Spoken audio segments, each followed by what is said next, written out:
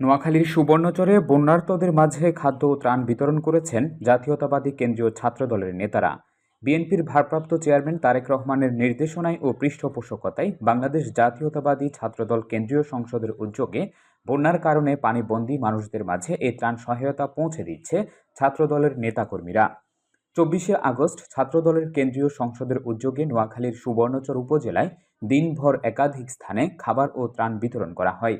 ত্রাণ বিতরণে উপস্থিত ছিলেন কেন্দ্রীয় ছাত্রদলের সভাপতি রাকিবুল ইসলাম রাকিব, সাধারণ সম্পাদক নাসির উদ্দিন নাসির, সিনিয়র সহ সভাপতি আবু আফসান মোহাম্মদ ইয়াহিয়া ও সিনিয়র যুগ্ম সাধারণ সম্পাদক শ্যামল মালুম সহ স্থানীয় জেলা ও উপজেলার নেতাকর্মীরা।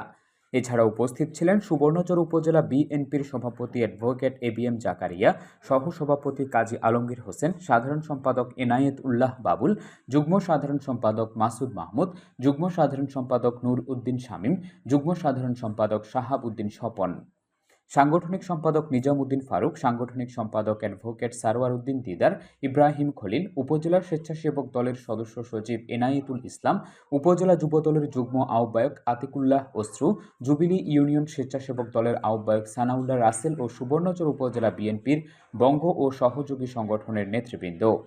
এছাড়াও ছাত্রদলের উদ্যোগে নোয়াখালী, লক্ষ্মীপুর, কুমিল্লা ও হবিগঞ্জ সহ বিভিন্ন জেলায় উদ্ধার ও ত্রাণ সহায়তা কার্যক্রম পরিচালিত হয়। আমাদেরকে শতবার অত্যাচার নির্যাতন করেছে, আমরা তাদেরকে নিজ হাতে করে আইন তুলে নেব না, কিন্তু তারা যে অপরাধ করেছে বাংলাদেশের আইন অনুযায়ী তাদেরকে সিনিয়র সহসভাপতি হিসাবে দীর্ঘদিন দায়িত্ব পালন করেছেন আমাদের জাকিরিয়া ভাই।